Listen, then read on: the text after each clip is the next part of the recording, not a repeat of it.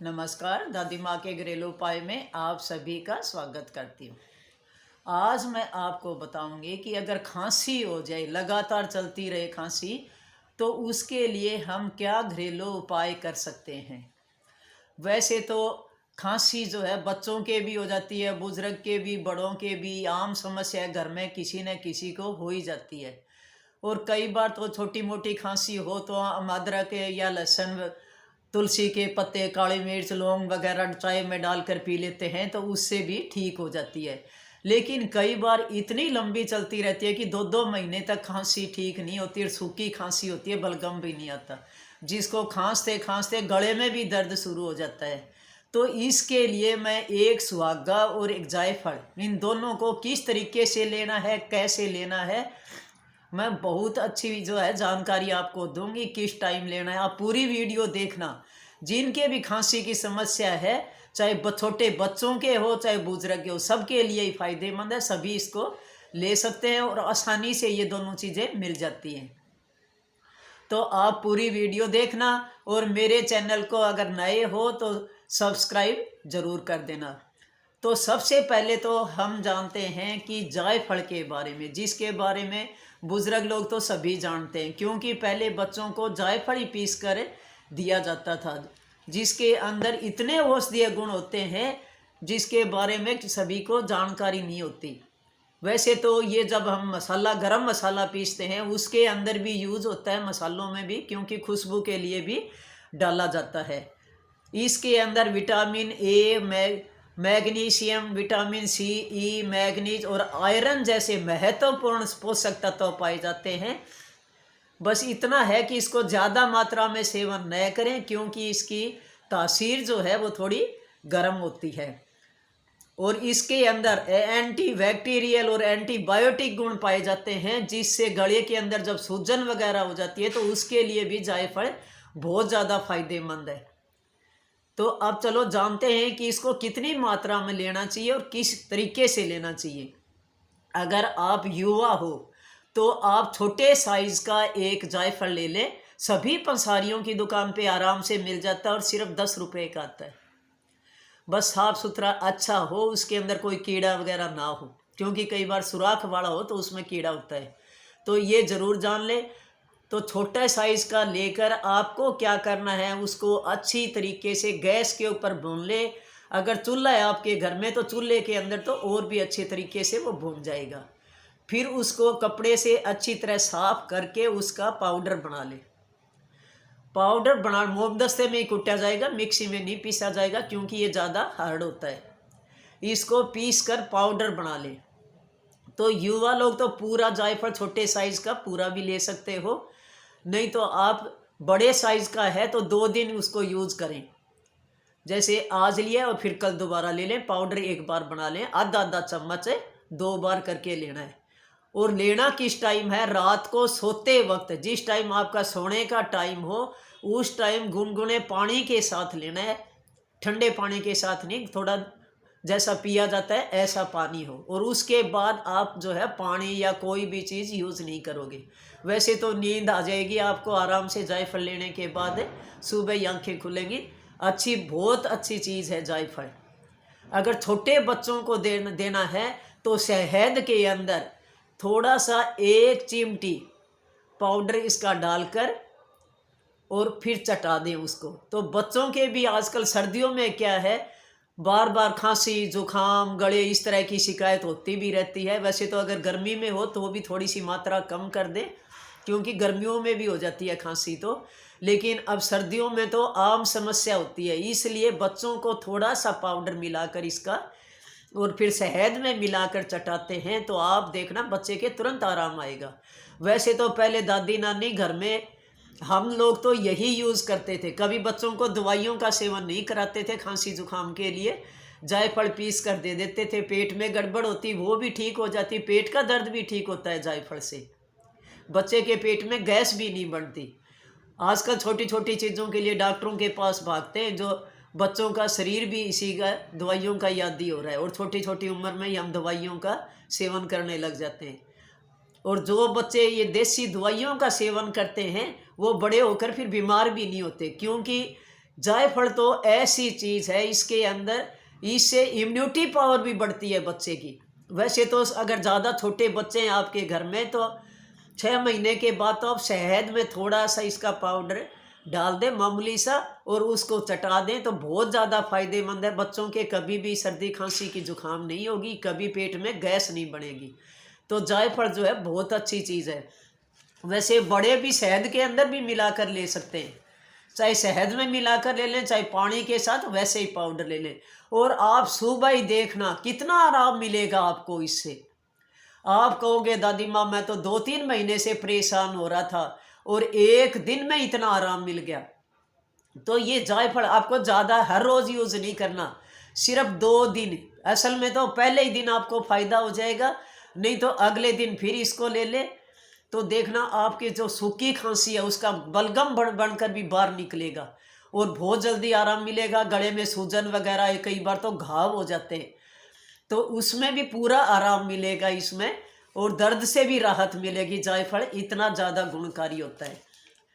उसके बाद आप काढ़ा बनाकर भी पी सकते हो। जैसे तुलसी के पत्ते ले लें 5-6, आधा चम्मच उसमें जीरा डाल लें, आधा चम्मच हल्दी का पाउडर और 2-3 काली मिर्च। काली मिर्च ज़्यादा सेवन नहीं करना चाहिए, काली मिर्च की भी तासीर गर्म होती है। ये चारों चीज़ें आप पानी के अंदर उबाल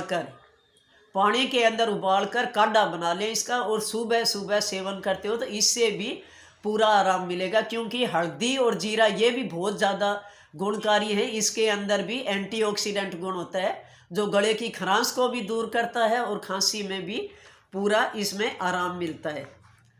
जायफल तो अगर मुंह के अंदर, बच्चों के अंदर छाले भी हो जाते हैं मुंह के अंदर, या जिस टाइम दांत निकलते हैं, तो उसके लिए भी जायफल बहुत ज़्यादा गुणकारी है। अब इसके बाद मान लो सर्दियों में बच्चों के निमोनिया जैसी शिकायत हो रही है, तो आपको क्या करना है, जायफल पीसकर उसका जो पाउडर बनाया आपने उसको घी के अंदर मिलाकर छाती के ऊपर अगर उसकी मालिश करते हो तो बहुत ज़्यादा फ़ायदा मिलेगा इससे। कई बार बच्चों के निमोनिया भी बढ़ जाता है लगातार खांसी जुकाम होने की वजह से, तो मालिश भी कर सकते हैं इसके, और नाभि के ऊपर भी लगा सकते हैं इसको घी और जायफल पाउडर। तो नाभि पर, पेट के ऊपर भी इसकी पूरी वो मालिश करने से पेट के दर्द में आराम मिलेगा और निमोनिया जैसी बीमारी भी दूर होगी। तो छाती पर भी इसका लेप कर सकते हैं, तो बहुत अच्छी चीज़ है। अगर कान में दर्द हो बच्चों के तो भी आप जायफल का पाउडर घी में मिलाकर कान के पीछे लगाते हो, अगर इससे भी जो है कान में जो दर्द होता है, कई बार बच्चों के कान में दर्द होता है, बार बार बच्चों का यूं पता लगता है जैसे हाथ मारते हैं तो कान में दर्द हो रहा है, आप जायफल को कान के पीछे लगाते हो, इससे ही देखना आपको, आपके बच्चे को बहुत आराम मिलेगा। और जायफल शहद अगर आप चाटते हो तो सुबह शाम थोड़ा पाउडर मिला लें जायफल का और शहद के अंदर मिलाकर आप 2 टाइम ले लें, सुबह और शाम को। क्योंकि शहद के बारे में आप सभी जानते हो कि बहुत ज़्यादा फायदेमंद होता है। अगर शुद्ध शहद हो, गांव का छत्ते का तोड़ा हुआ गांव वाला मिल जाए तो बहुत ही ज़्यादा फ़ायदा करता है। क्योंकि बाज़ार का आजकल तसल्ली नहीं होती, चीनी की चाशनी बहुत ज़्यादा मिली होती है। अब इसके बाद मैं सुहागा बताती हूँ। सुहागा के बारे में सभी सुना होगा, जैसे कहते हैं ना सोने पे सुहागा, क्योंकि ये सुनार के पास भी मिल जाता है आसानी से, वो भी दे देंगे अगर आप मांगोगे कि मैं खांसी से जो है बहुत ज़्यादा परेशान हो रहे हो तो मुझे सुहागा दे दो। तो सुहागा आप किस तरह लेना है आपको सुहागा को, ये जैसे फिटकड़ी हम तोए पे रखते हैं गर्म तोए के ऊपर, तो वो पिघल कर पानी बन जाती है और ठंडा होने के बाद फिर उसका पाउडर आसानी से बन जाता है, दोबारा जो है वो हार्ड हो जाता है और उसको पीस लेते हो तो आसानी से पीसा जाता है। तो जैसे फिटकड़ी का बनाते हैं हम, उसी तरीके से ये सुहागा भी हार्ड होता है और तवे पे जब इसको गर्म करोगे तो ये पिघल कर पानी हो जाएगा। पानी होने के बाद आप तवे पे इसको पीस सकते हो। और सुहागे को भी आपको शहद के अंदर लेना है, सुबह और शाम 2 टाइम। सुहागा आप आधा चम्मच ले सकते हैं, आधा चम्मच सुहागा और आधा चम्मच शहद ले ले, और फिर सुबह शाम अगर इसका सेवन करते हो तो सुहागा भी बहुत ज़्यादा फायदेमंद है। बच्चों को आप कम मात्रा में ले दें, थोड़ा सा जो है सुहागा डाल दें। वैसे तो मेरे याद है कि मैं बचपन में छोटी थी, जब भी हमारे माँ बाप ये देते थे सुहागा, बहुत ज़्यादा फायदेमंद है सुहागा भी और जायफल भी। और दोनों चीज़ों के बारे में आपके घर में बुजुर्ग होंगे तो सभी इसको जानते भी हैं। तो सुहागा भी जो है बहुत ज़्यादा गुणकारी है। रात को सोते वक्त ले लें और एक बार सुबह सुबह ले लें। वैसे तो छोटी छोटी और भी बहुत चीज़ें होती हैं जो खांसी को ठीक करती हैं। जैसे आप अमरूद ले आओ, आजकल अमरूद खूब मिल रहे हैं, उसको बीच में से काट लें, काट कर उसको गैस के ऊपर आप भून लें। अमरूद को गैस के ऊपर भूनने के बाद में फिर आप थोड़ा सा काला नमक लगाकर उस अमरूद को खाते हो, उससे भी आपकी खांसी ठीक हो जाती है। ऐसे ही अनार को भी गर्म करके खाते हो तो अनार भी बहुत ज़्यादा फायदेमंद है। अब अदरक है, अदरक को आप इस अच्छी तरह से पहले भून ले गैस के ऊपर। अदरक है, सर्दियों में सभी रखते हैं, हम चाय में डालकर भी पीते हैं। और अदरक के बारे में भी पता है कि बहुत ज़्यादा जो है ये औषधीय गुणों से भरपूर है। तो आपको क्या करना है, गैस के ऊपर पहले अदरक को छिलके समेत भूनना है उसको। उसके बाद अच्छी तरह से उसका छिलका उतार लें। छिलका उतार कर ज़्यादा नहीं, सिर्फ 1 इंच का पीस लेना है आपको। 1 इंच का आप टुकड़ा ले लें। और छीलने के बाद आपको क्या करना है, एक किसी प्लेट में या कटोरी में हल्दी डालकर उसके अंदर डबो दें उस टुकड़े को जो आपने पीस लिया अदरक का। हल्दी के अंदर डालोगे तो हल्दी उसके ऊपर चारों तरफ चिपट जाएगी, लिपट जाएगी। तो उसके बाद आप उस अदरक का सेवन करते हो तो उसी टाइम तुरंत आपको आराम मिलेगा। आप कहोगे कि दादी माँ तो आपने बहुत अच्छा घरेलू उपाय बताया है। क्योंकि अदरक और हल्दी जो है, रात को मान लो रात को बहुत ज़्यादा खांसी आ रही है, आप रात को मुंह में लेकर चबा लें इसको, तो आप देखना कितना ज़्यादा फायदा करेगी ये। जिनको लगातार खांसी 2-2, 3-3 महीने से खांसी आ रही है, कई बार क्या होता है हर महीने बाद फिर दोबारा फिर खांसी शुरू हो जाती है, 2 महीने ठीक रहते हैं फिर खांसी होती है, छाती में कई बार बलगम हो जाता ज़्यादा आता है, कई बार बलगम में खून आना भी शुरू हो जाता है। तो ये बहुत ज़्यादा फायदेमंद है हल्दी और अदरक। ज़्यादा हल्दी नहीं, हल्दी के अंदर सिर्फ डालनी है, उसके चिपट जाएगी। उस अदरक को रात को खाकर सो जाओ, आराम से नींद आएगी, आपको बिल्कुल खांसी नहीं आएगी। और उसके बाद भी आपको पानी नहीं पीना, क्योंकि इन सब की तासीर गर्म होती है। और जितना हो उसके पानी तो दिन में भी जब भी पियो, ज़्यादा पानी सेवन करो। और गर्म पानी, गुनगुना पानी जो होता है वैसा आप पानी पिए। अब इसके बाद मान लो आप सुबह सुबह चाय पीते हो, तो चाय बनाने का तरीका बताती हूँ। 1 गिलास आप पानी रखें, उसके अंदर आपको क्या करना है, आधा चम्मच हल्दी का डाल दें पानी के अंदर। थोड़ी सी उसके अंदर चाय पत्ती जो होती है, चाय पत्ती डाल दें मामूली सी। और उसके बाद जब थोड़ा सा ठंडा हो जाए, पानी पीने लायक होए, उसमें आप 10 बूंद जो है नींबू की निचोड़ दें, जिसको कहते हैं नींबू वाली चाय। उसमें आप 10-11 बूंदे जो है नींबू की बूंद डाल दें। तो ये पीते हो सुबह सुबह, तो इससे भी आपको बहुत ज़्यादा फायदा होगा नींबू वाली चाय से। लेकिन हल्दी डालनी है पानी के अंदर, थोड़ी सी चाय। अगर हल्दी नहीं पी सकते तो आप अदरक जो है कद्दूकस करके पानी के अंदर अदरक डाल लें और फिर उसमें जो है नींबू निचोड़ लें और थोड़ी सी चाय पत्ती डाल दें। तो आपका चाय का भी काम हो जाएगा और आपकी खांसी भी ठीक होगी। तो ये छोटी छोटी चीज़ें जो है आप घर पर ही अपना कर अपनी खांसी ठीक कर सकते हो।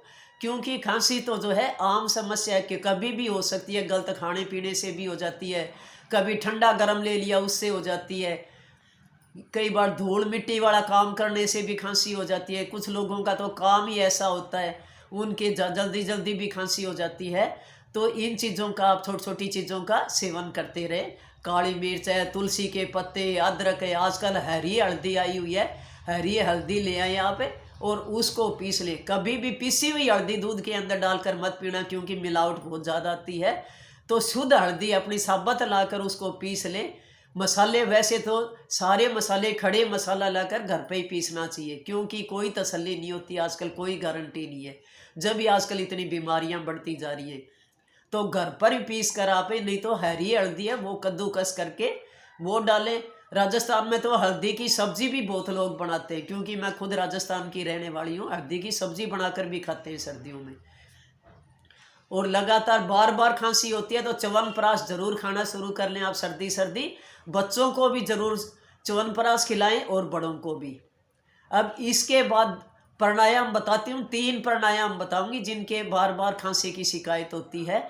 उनको क्या करना है, एक तो भस्त्रिका प्राणायाम करना है। भस्त्रिका जो है ज़्यादा जोश में तेज तेज नहीं करना, बिल्कुल धीरे धीरे छाती में सांस भरी निकाली, क्योंकि इससे जो है कई बार हमारे फेफड़ों में इन्फेक्शन भी हो जाता है। तो इसलिए आराम से धीरे धीरे करें, फेफड़ों में सांस भरे निकालें, भरे निकालें, आराम से करनी है। दूसरा है, जैसे हम कपालभाति करते हैं, वो भी धीरे धीरे करनी है आपको, बिल्कुल आराम से। और तीसरा है अनुलोम विलोम। वैसे तो आप बाईं नाक से को बंद करके अगर दाईं नाक से सांस ले छोड़ते हैं, सिर्फ दाईं से ही लोगे, दाईं से ही छोड़ोगे, तो ये भी बहुत ज़्यादा फायदेमंद है, क्योंकि दाईं नाक जो है हमारे गर्म तासीर की होती है, शरीर को ऊर्जा देती है और गर्म रखती है। तो दाईं नाक से खाली ले और छोड़े। ऐसे ही कपालभाति भी अकेली बाईं नाक बंद करके आप दाईं नाक से कर सकते हो। जिसके नज़ला, अस्थमा, खांसी, जुकाम की लगातार शिकायत रहती है, तो वो बाईं नाक, उल्टी तरफ की नाक बंद करके सिर्फ सीधी नाक से कपालभाति करें और सीधी नाक से इस वह सांस लें और छोड़ें।